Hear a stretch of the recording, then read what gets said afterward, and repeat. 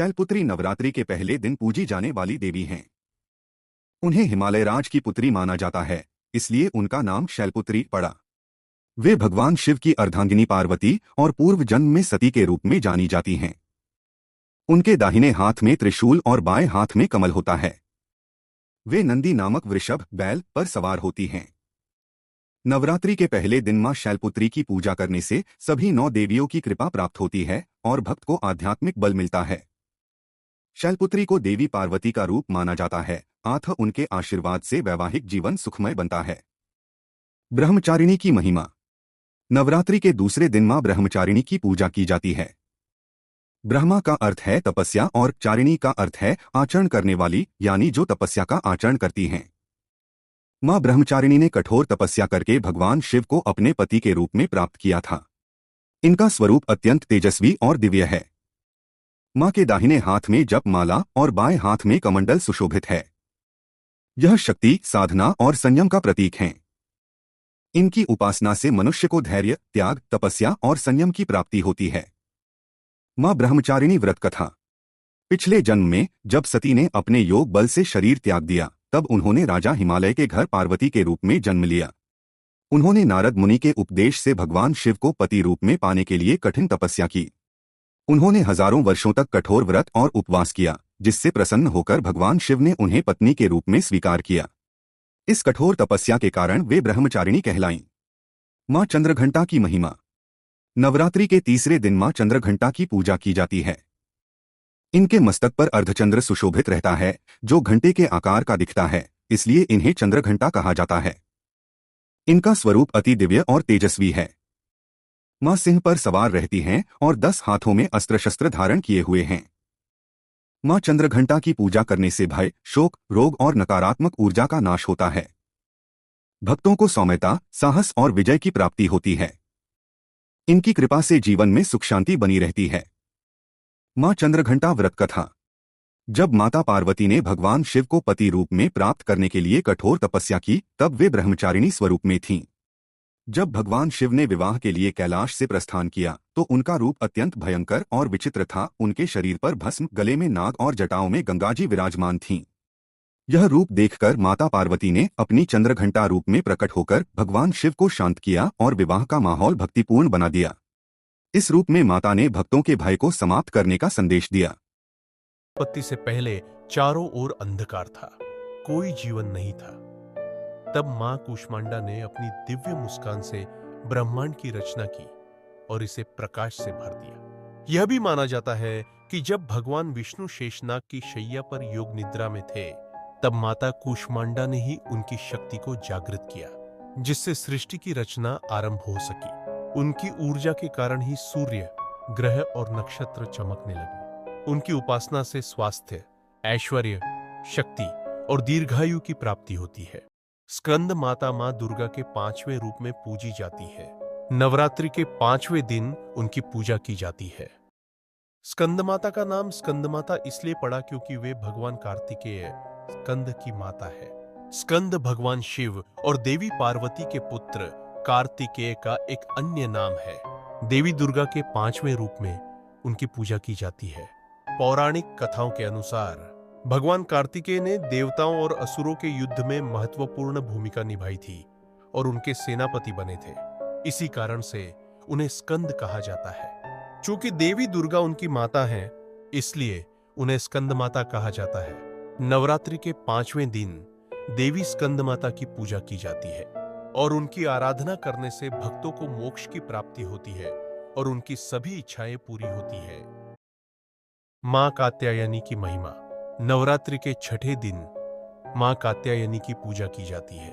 ये महिषासुर का वध करने वाली शक्ति रूपा है, जिन्हें महिषासुरमर्दिनी भी कहा जाता है। इनका स्वरूप अत्यंत तेजस्वी और विकराल है। मां कात्यायनी का वाहन सिंह है। ये 4 भुजाओं वाली देवी है।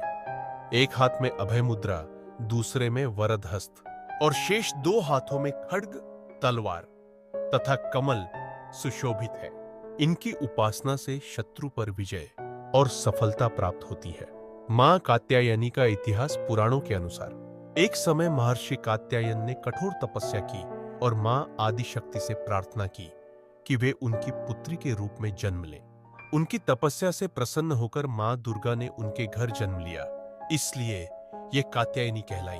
उधर दानव महिषासुर ने अपनी शक्ति से देवताओं को पराजित कर स्वर्गलोक पर अधिकार कर लिया था। तब सभी देवताओं ने मां कात्यायनी की आराधना की।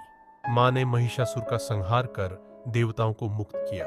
मां कात्यायनी की पूजा के लाभ: विवाह में आ रही बाधाओं को दूर करती है, दुष्ट शक्तियों और नकारात्मक ऊर्जा से रक्षा करती है, शत्रुओं पर विजय और जीवन में सफलता प्रदान करती है।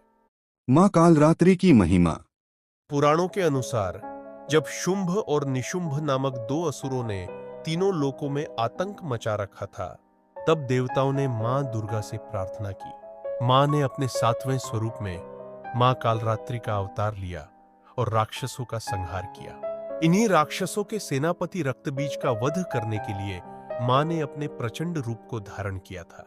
रक्तबीज को वरदान था कि उसके शरीर से गिरी हर रक्त की बूंद से एक नया रक्तबीज उत्पन्न हो जाएगा। तब मां कालरात्रि ने अपनी विशाल जिह्वा से उसका रक्त पान कर लिया और उसे संहार कर दिया। मां महागौरी का इतिहास। मां महागौरी की महिमा। नवरात्रि के 8वें दिन मां महागौरी की पूजा की जाती है। ये शक्ति, शांति और करुणा की देवी है। इनका स्वरूप अत्यंत श्वेत, गौरवर्ण और दिव्य है, इसलिए इन्हें महागौरी कहा जाता है। इनकी 4 भुजाएं हैं, एक हाथ में त्रिशूल, दूसरे में डमरू और 2 हाथ अभय और वरद मुद्रा में होते हैं। इनका वाहन वृषभ, बैल है, जो धर्म और न्याय का प्रतीक है।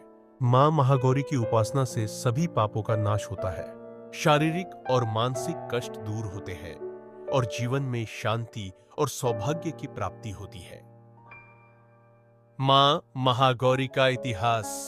पौराणिक कथाओं के अनुसार जब मां पार्वती ने भगवान शिव को पति रूप में प्राप्त करने के लिए कठोर तपस्या की, तो वे कई वर्षों तक जंगलों में बिना जल और अन्न के तपस्या करती रही। इस कठोर तपस्या के कारण उनका शरीर काला, कृष्ण वर्ण हो गया। उनकी कठिन तपस्या से प्रसन्न होकर भगवान शिव ने गंगा जल से उन्हें स्नान कराया, जिससे वे अत्यंत गौरवर्ण की हो गईं और महागौरी कहलाई। मां महागौरी का यह स्वरूप बताता है कि धैर्य, तपस्या और भक्ति से जीवन के सभी कष्ट समाप्त हो जाते हैं और अंततः शुभ फल की प्राप्ति होती है। मां महागौरी की पूजा से लाभ: मानसिक और शारीरिक कष्टों का नाश होता है, वैवाहिक जीवन में सुख, शांति और समृद्धि प्राप्त। मां सिद्धिदात्री की महिमा। नवरात्रि के 9वें और अंतिम दिन मां सिद्धिदात्री की पूजा की जाती है। ये सिद्धियों, अलौकिक शक्तियों को प्रदान करने वाली देवी है, इसलिए इन्हें सिद्धिदात्री कहा जाता है। इनका स्वरूप अत्यंत शांत, दिव्य और सौम्य है। मां सिद्धिदात्री कमल के आसन पर विराजमान रहती है और सिंह पर भी सवार होती है। पुराणों के अनुसार जब सृष्टि की रचना के समय भगवान शिव ने मां सिद्धिदात्री की उपासना की, तो मां ने उन्हें अष्ट सिद्धियां, अनिमा, महिमा, गरिमा, लघिमा, प्राप्ति, प्राकाम्य, ईशित्व और वशित्व प्रदान की। इन्हीं सिद्धियों के कारण भगवान शिव अर्धनारीश्वर स्वरूप में प्रकट हुए, जिसमें उनका आधा भाग पुरुष और आधा भाग देवी शक्ति का था। इसलिए मां सिद्धिदात्री को संपूर्ण ब्रह्मांड की शक्ति और शिव की सहचरी कहा जाता है। देवता, ऋषि मुनि, योगी और साधक मां सिद्धिदात्री की उपासना करके दिव्य शक्तियों की प्राप्ति करते हैं।